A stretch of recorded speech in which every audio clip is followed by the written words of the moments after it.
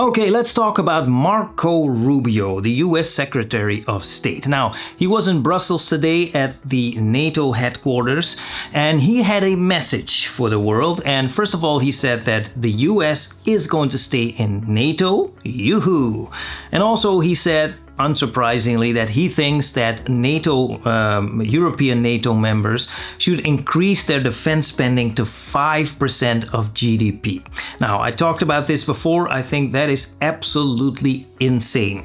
And I think that's insane for a few reasons. First of all, spending this much money, European countries will absolutely destroy the social security structures in place right now in Europe. And I'm not saying Europe is perfect, absolutely not, but the social structures are exemplary, I'd say, for the Western world certainly, and maybe even the rest of the world. I mean, they ensure that if for whatever reason you might lose your job, you will still have money to buy some food and will have a roof over your head in most cases.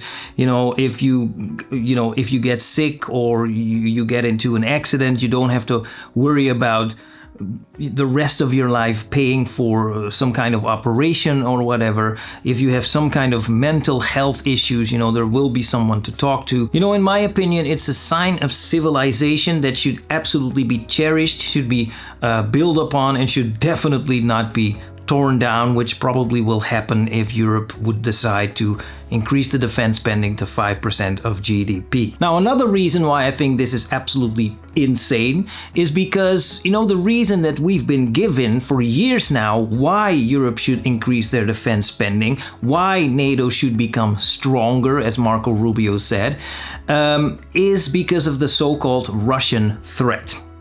What Russian threat? Now, let me be clear, this is going to be my opinion, this is my belief, and that is that there is no Russian threat. There is no Russian threat. I mean, there is NATO, which since the beginning, since the birth of NATO, was put in place to threaten Russia, to deter Russia, so to speak. And certainly in recent years, they've been provoking Russia into doing things that some of us might not like Russia to do, certainly. But other than that, what Russian threat? I mean, if anything, Russia has always assisted, has always stood by Europe. I mean, who do you believe rescued Europe from the Germans in the Second World War? Now, of course, the Allied forces, there's always talk about the Allied forces, the US, UK, Canada, France. Certainly they fought the Germans, but the heavy lifting was absolutely done by the Russians. I mean, Russia for decades has provided Europe with cheap energy, which basically was the lifeline, was the basis for the success of the European economy, which now is in shambles because Europe decided to cut off Russian energy. But I'm absolutely certain that Russia, to this day, with everything that happened, would be willing and would be very happy to do business with Europe again. So what Russian threat? Again, I believe there is no Russian threat. It's absolutely fabricated.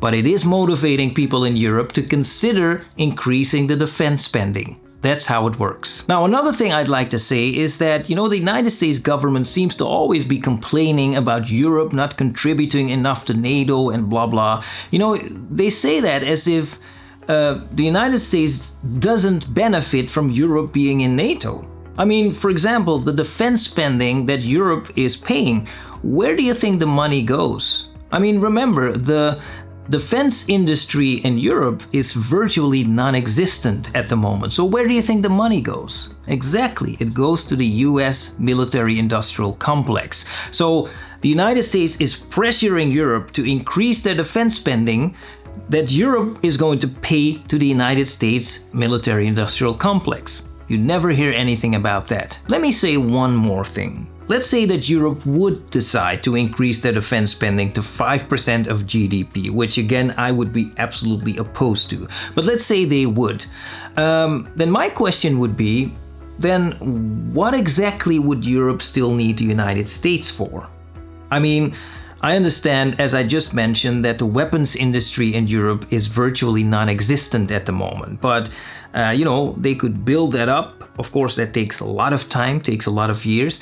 But I think it would be a very good idea anyway, but certainly if you're going to spend this much money, to invest in becoming more independent from the United States. So you're not continually pressured into doing things that Europeans don't want to do. So I think it's a very good idea for Europe to invest in independence. But anyway, in summary, so according to Marco Rubio, the US is going to stay in NATO. Well, that's nice. And also he thinks that the European NATO members should increase their defense spending to 5% of GDP, which I think is absolutely nuts. And I think that all Europeans should very strongly oppose this and absolutely not agree to this. But anyway, that is my opinion. Let me know what you think about it. Let me know in the comments and let's talk about it. Okay?